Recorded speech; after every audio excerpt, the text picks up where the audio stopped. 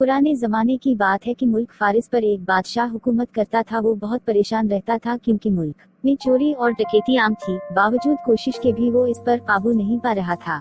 एक दिन बादशाह परेशानी में महल से निकलकर जंगल की तरफ चल पड़ा। उसने देखा एक लकड़हारा बहुत मेहनत से लकड़ियां काट रहा है। लकड़हारा बादशाह को देखकर इसके पास आया और कहने लगा, बादशाह सलामत, आप किसी शाही सवारी में नहीं आए। बादशाह ने अपनी परेशानी की वजह बताई तो उसने कहा, अगर आप इजाजत दें तो मैं कुछ अर्ज करूं।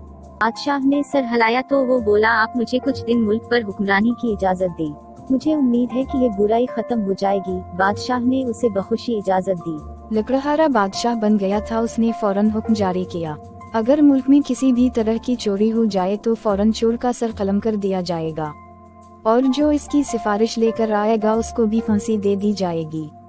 लोगों ने इस हुक्म पर तवज्जो न दी और अगले दिन किसी के घर से जेवर चोरी हो गए। बादशाह ने हुक्म दिया चोर को फौरन पकड़ा जाए और सिपाहियों से कहा कि अगर चोर पकड़ने में नाकाम हुए तो उनकी जगह तुम्हें फांसी दे दी जाएगी। कुछ रोज गुजरने के बाद सिपाही चोर पकड़ने में कामयाब हो गए। इन्हें जेल में बंद कर दिया गया। लोग अब डर के मारे सिफारिश ना करें। वो बादशाह के बाप के पास गए और उससे गुजारिश की वो बादशाह से माफी दिलवा दी। वो उनके साथ जाने पर राजी हो गया। बादशाह ने जब सिफारिशी के तौर पर अपने बाप को देखा तो सिपाही को हुक्म दिया कि उनको जेल में बंद कर दें। फिर उसूल के मुताबिक जो जुल्म जारी किया गया था इसकी तकमील कर दी गई। चोरों के सर कलम कर दिए गए और जो सिफारिश लेकर आया था इसको फांसी दी गई। इस सूरत हाल ने सब लोगों को खौफजदा कर दिया। अब कोई रास्ते में भी पड़ी हुई चीज भी देखता तो उसको उठाने की हिम्मत ना करता। आहिस्ता आहिस्ता मुल्क से चोरियां होना ही बंद हो गईं।